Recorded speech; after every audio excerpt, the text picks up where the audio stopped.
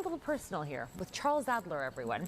Now, Charles, you have, deep conservative roots, and you've kind of adopted some of the when we come to talk about social issues and things like that, maybe more of a different leaning. What was your come to center moment? Was it this campaign? No, it was the last one. It was the barbarian hotline. It was the flirting with Islamophobia. I don't even like to discuss it because it sickens me.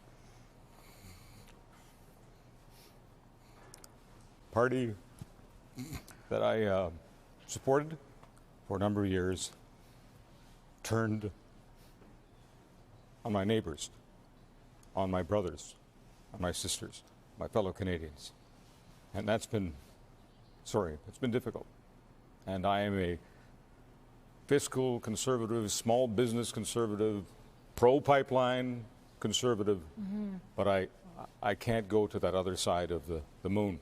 It's the dark side of the moon. I can't go there. Talk to me about this campaign, though. What did you see here that bothered you? Well, what I saw in this particular campaign was a leader who was highly scripted, who couldn't tell people how he genuinely felt about some of these social issues, couldn't genuinely say that, yes, I'm a faithful Catholic, and these are my Catholic beliefs. I'm proud of my church. I'm proud of my beliefs. But I'm proud to be Canadian, and I'm proud to abide by the rule of law, and I'd be darn proud to be your Prime Minister, and my number one task would be to enforce the laws of Canada, not to enforce the dogmas of the Catholic Church. It was the flirting with Islamophobia. I don't even like to discuss it because it sickens me. Catholic, my Catholic beliefs, but I'm proud to be Canadian, the dogmas of the Catholic Church. Flirting with Islamophobia.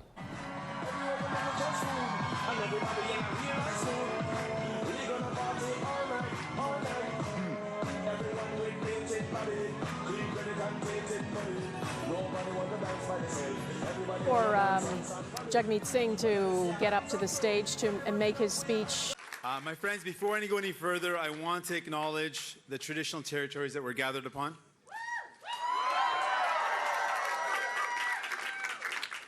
The unceded Coast Salish territories of the Squamish, the Tsleil-Waututh, the Musqueam, the Kwikwekwim, the First Nations.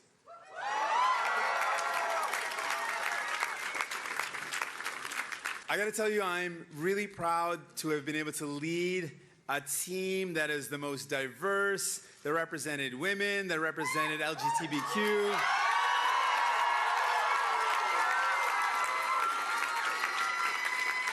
This team was one of the most caring and the most diverse team that we've been able to run, and I'm so honored to be able to lead that team. They don't know I'm doing this, but I want to recognize two people, in fact, two incredible women that were integral to this campaign, and I'm proud to say they're women. It's something that's really powerful in our party.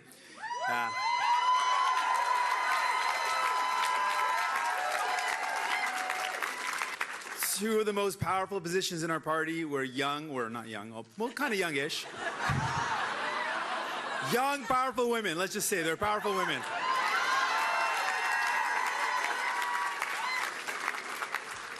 And that Indigenous reconciliation is sometimes as simple as basic respect and dignity for the first people of this land. And that means clean drinking water.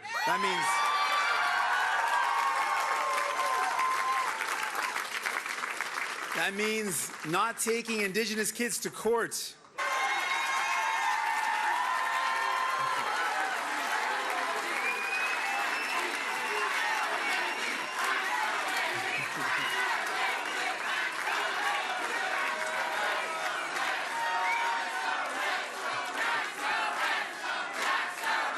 We're on it.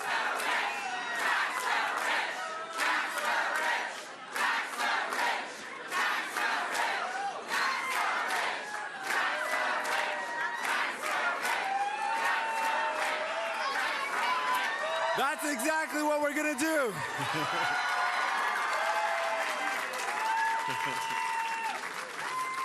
My friends, that's exactly what we're going to do. These are the priorities of people.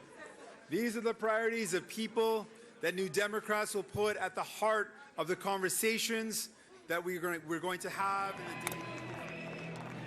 We're just going to break away for a quick sec to show you Andrew Scheer there. Thank you, Montreal. What an unbelievable night.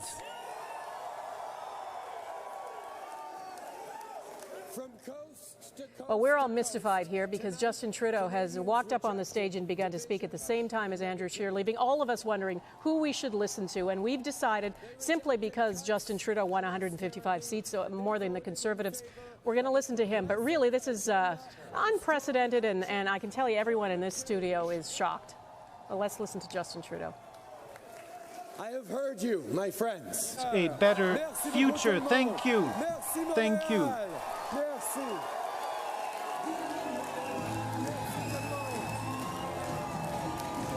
All right, so there, Justin Trudeau giving what can only be described as a victory speech, saying that we will move forward together. And yet, this is such a divided country and such a divided parliament. The Conservatives led the popular vote in this election with 34.4%, yet they're down 35 seats. The Liberals win a minority, the 156 seats, but only won 33% of the popular vote, which I think, from what we understand, is the lowest popular vote for... Lower than Clark, 34%. Yeah. That's the stat I have. And it's one thing to have the Prime Minister stand up there and say, I hear you, Alberta and Saskatchewan, I hear you, Quebec, hearing and saying you're hearing, but what are you going to do for them, and how do you actually conduct yourself? And I think it's night number one, and they already have a problem with what they're saying versus what they're doing. So there's got to be some kind of an explanation for how this happened, and not just, we hear you, frustrated provinces. Well, and we heard the voice from Saskatchewan. Premier Wall was the voice that was silenced tonight. That's the voice, that's where that person was speaking from the West, from the heart of Western Canada. You're talking about Andrew Scheer. We're talking about Andrew Scheer's campaign headquarters, and we didn't get to hear that. And I really think Canadians, if you've paid attention to this far, you wanted to hear both those leaders speak. We did want to hear Justin Trudeau's. But I'm curious to see what those conversations are like with the NDP. What's he going to do about the Bloc, who mentioned separation tonight? These are some real things, and it's going to require some real leadership, leadership. You know, when you look at the public opinion environment right now, it's toxic. Canadians are not going to be incredibly thrilled about the result of the election tonight. I think we also have to look at Quebec, particularly now, like I'm thinking about all of these racialized, visible minority communities in Quebec who have just now seen the Bloc Québécois rise the way that it did. You know, their slogan is Québec, c'est nous. But who is the new? Who is us? Quebec, it's us. And so I think that there's going to be a lot of anxiety, increased anxiety in that province as we sort of see these forces sort of coalesce around the Bloc. And I think that that's going to lead to very, very difficult conversations. And we've already seen people decide to leave that province because of Bill 21 and because of this type of political atmosphere that's been created. So I would be very worried if I was in Quebec tonight. If I was a member, in those communities and thinking about how is this going to impact on my day-to-day. And Bill 21 has already had a lot of impact negatively. I'm also going to be watching for the role of electoral reform in the conversation. Oh, my goodness. Speaking of democracy, I was just wondering what changed your mind on proportional representation. That's a great question.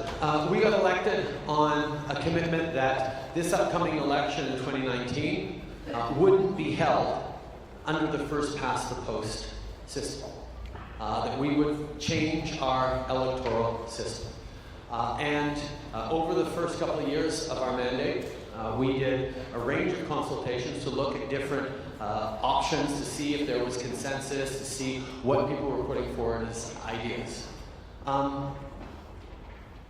What became clear was that people very much, or there was a group of people out there, they're divided. A number of people want to keep the status quo. A number of people very much wanted proportional representation. And my party and I am fairly clear that a preferential ballot is probably the best approach.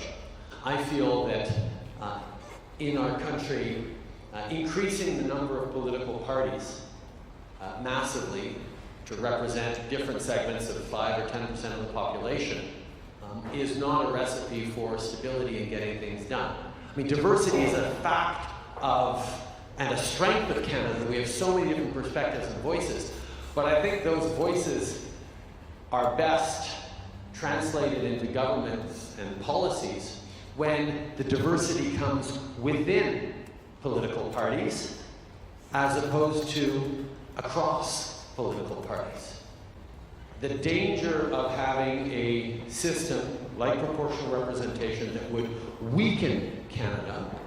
I mean, all you have to do is look at the rise of fringe far-right parties in Europe, where there's lots of proportional representation, to say maybe we don't want to have fringe voices in the House of Commons. Maybe we're better served by having large parties with a range of voices within them that try and pull Canadians together instead of exacerbating differences.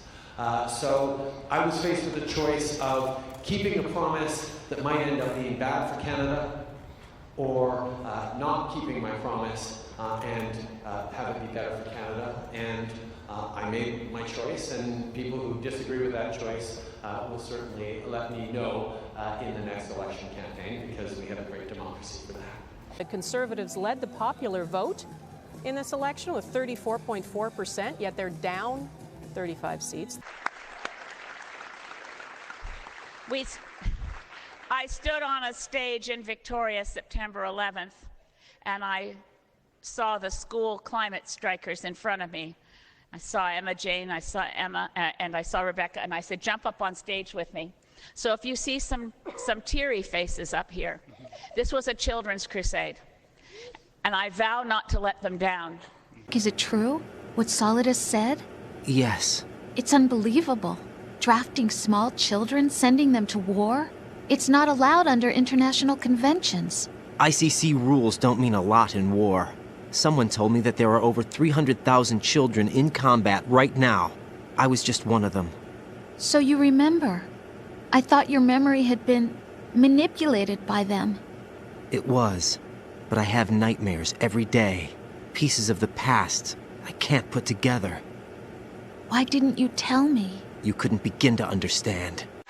This is the best election result that any Green Party in any first-past-the-post system has ever had. This is the best result ever, and we enter Parliament as the first caucus in the history of our Parliament that is 2/3 women. Just saying.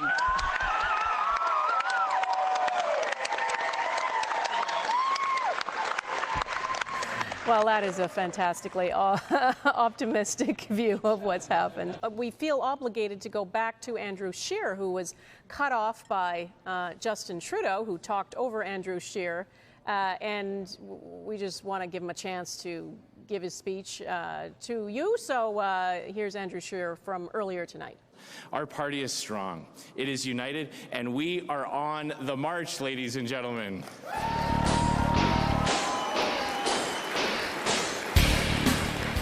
Now, I have just spoken with Prime Minister Trudeau to congratulate him on winning the most seats. And my message tonight is that the strength of our democracy is not only measured by the ballots we cast, but also by how we move forward after they're counted. There's a lot to talk about, and I think what we should talk about is what the conversation will be tomorrow. Ryan, what do you think people? You're going to be having it, so let's just talk about what's Danielle and I were just talking about this. We'll be simulcasting across Alberta tomorrow, and I look forward to the conversation. But the fact of the matter is this: the province of Alberta is now at war with the Canadian government, and as an Albertan, it's unfortunate. It's just the way it is. The Conservative Party starts to rebuild itself starting now, and thank goodness this campaign is over. But the next one pretty much starts tomorrow morning. Is this stoking talk on separation? Oh my gosh, blistering. I was going to read you a couple of emails and texts that I've gotten, but it's unprintable, the language being used. He has launched a separatist movement in Alberta tonight with his actions. That was so ignorant for him to come on stage and not allow Andrew Scheer the courtesy of being able to finish his speech. I've never seen anything like that before, and people are taking it as a direct rejection of Alberta. You didn't vote for me? Fine, this is how I'm going to treat you. Amira. Just the divisiveness and the fault lines that really have become very, very apparent. I'm very worried about how this is going to play out. I really hope it doesn't lead to further racism and racist attitudes and political rhetoric that sort of pits different communities against each other. I think whatever happens, let's have a better conversation in this country when it comes to how we look at the future. I think if you're an average Canadian, you just went through this campaign, you're going, oh, God, we're going to do this again in 18 months, 2 years, something like that. Okay, Charles. We could have another election less than 6 months from now.